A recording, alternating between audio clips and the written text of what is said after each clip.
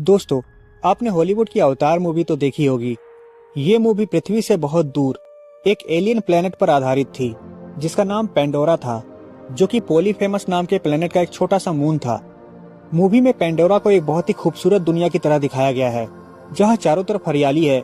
आसमान में एक साथ दो सूरज दिखाई पड़ते हैं। बड़ी बड़ी चट्टानें हवा में लटकती रहती है। यहाँ तक कि रात के समय यहाँ के पेड़ पौधे भी चमकने लगते हैं। जेम्स कैमरॉन ने इस मूवी को बहुत ही बारीकी से बनाया था ताकि ये दुनिया पूरी तरह से रियल लगे। मगर अब सवाल ये उठता है कि क्या पेंडोरा जैसी कोई दुनिया वाकई में हमारे यूनिवर्स में मौजूद है? हम अपने पूरे ब्रह्मांड में सिर्फ एक ही प्लेनेट के बारे में जानते हैं जिसमें जीवन मौजूद है, और उसका नाम है पृथ्वी। मगर हमारे अंदर हमेशा से ये जागरूकता रही है कि क्या पृथ्वी के बाहर भी कहीं कोई दुनिया मौजूद है। और इस तरह के किसी प्लेनेट को ढूंढने के लिए हमारे टेलीस्कोप और सैटेलाइट्स 24 घंटे आसमान में निगरानी रखते हैं। और अब तक हमने लगभग 5000 प्लेनेट्स के बारे में पता लगा भी लिया है, लेकिन अभी तक हमें कोई भी ऐसा प्लेनेट नहीं मिला जिसमें पृथ्वी के अलावा जीवन मौजूद हो। हालांकि कुछ प्लेनेट्स से ऐसे सिग्नल जरूर मिलते हैं जिससे वैज्ञानिक इस बात का अंदाजा लगाते हैं कि उन प्लेनेट्स में जीवन मौजूद हो सकता है। किसी भी प्लेनेट पर जीवन होने के लिए उसे अपने तारे से एक खास दूरी पर होना जरूरी है, जिसे हैबिटेबल जोन कहा जाता है। अगर वो प्लेनेट इस हैबिटेबल जोन से ज्यादा करीब हुआ तो उस तारे से निकलने वाले हीट से वो प्लेनेट बहुत ज्यादा गर्म हो जाएगा, जिससे वहां पर मौजूद लिक्विड भाप बनकर ऊपर उड़ जाएगा। और अगर प्लेनेट इस हैबिटेबल जोन से दूर हुआ तो वहां का सारा लिक्विड जमकर बर्फ बन जाएगा। और ये दोनों ही कंडीशंस जीवन की उत्पत्ति के लिए सही नहीं है, क्योंकि किसी भी प्लेनेट पर जीवन होने के लिए वहां पर पानी का लिक्विड फॉर्म में होना जरूरी है। इसके अलावा वहां का वायुमंडल भी वहां के जीवन के लिए एक बहुत ही इंपॉर्टेंट रोल प्ले करता है, क्योंकि हम सभी जानते हैं कि पृथ्वी पर जिंदा रहने के लिए ऑक्सीजन कितना ज्यादा जरूरी है।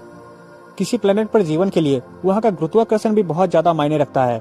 अगर किसी प्लेनेट का गुरुत्वाकर्षण बहुत ही ज्यादा है तो वहां के जीव बहुत ही छोटे और ताकतवर होंगे। वहीं अगर किसी प्लेनेट का गुरुत्वाकर्षण कम है तो वहां के जीव ज्यादा लंबे और पतले होंगे, जैसा कि हमें अवतार के मूवी में दिखाया गया था। हमारे सौरमंडल के बाहर एक और तारा मौजूद है जहां पर पृथ्वी से मिलता जुलता ही एक ग्रह है। इस तारे का नाम है प्रोक्सिमा सेंटोरी, जो कि हमारे सौरमंडल से 4.2 लाइट ईयर्स दूर है। इस तारे के पास भी पृथ्वी से मिलता जुलता ही एक प्लेनेट मौजूद है जिसका नाम प्रोक्सिमा बी है। इसका आकार भी लगभग पृथ्वी जैसा ही है, और ये भी पृथ्वी के जैसे ही एक हैबिटेबल जोन में मौजूद है, जिसकी वजह से अगर इस प्लेनेट पर पानी हुआ तो वो लिक्विड फॉर्म में मौजूद हो सकता है, और इससे जीवन की भी कुछ उम्मीद की जा सकती है।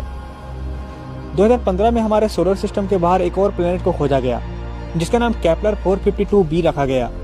ये प्लेनेट भी अपने सूरज से बिल्कुल सही दूरी पर मौजूद है, और ये पृथ्वी से लगभग 60% बड़ा है, जिसके वजह से यहाँ का गुरुत्वाकर्षण बल भी पृथ्वी से बहुत ही ज्यादा है।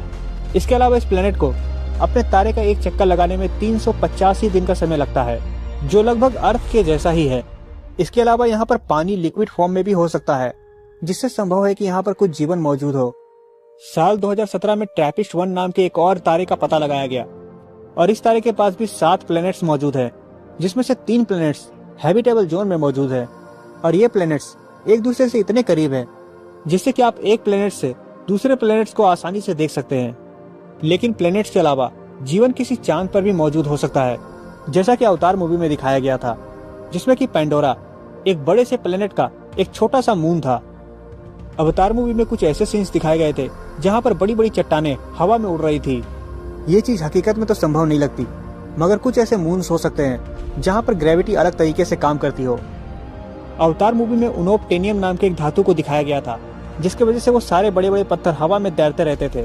हालांकि इस तरह की कोई भी धातु अभी तक हमें इस धरती पर नहीं मिली है, क्योंकि इस तरह से हवा में लटकने वाले धातुओं का सुपर कंडक्टर होना बहुत ही जरूरी है।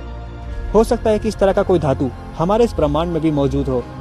इसके अलावा पेंडोरा में रात को चमकने वाले वनस्पतियों को भी दिखाया गया था।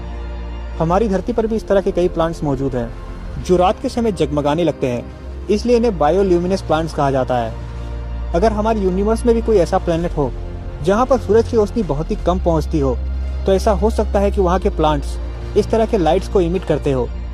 हमने दूसरी दुनिया की खोज में अभी सिर्फ शुरुआत ही की है, और हम नहीं जानते कि हमारी दुनिया के बाहर की दुनिया कितनी एडवांस है। अगर हम किसी एक्सोप्लैनेट में जीवन ढूंढ भी लेते हैं, तब भी हमें वहां तक पहुंचने में कई हजार साल या शायद लाखों साल लग जाए। इसलिए कई ऐसे प्रोजेक्ट्स पर काम किया जा रहा है जिससे कि हम लंबी दूरी तक बहुत ही कम समय में पहुंच सके। इसी में से एक थ्योरी है वर्म होल, जो ब्रह्मांड के 2 बिंदुओं को एक साथ कनेक्ट करती है। अगर हम किसी तरह से इस टेक्नोलॉजी को हासिल कर सके तो हम ब्रह्मांड के कई अलग अलग दुनियाओं का पता लगा सकते हैं। और तब शायद हमें पंडोरा जैसी दिखने वाली दुनिया वाकई में मिल जाए।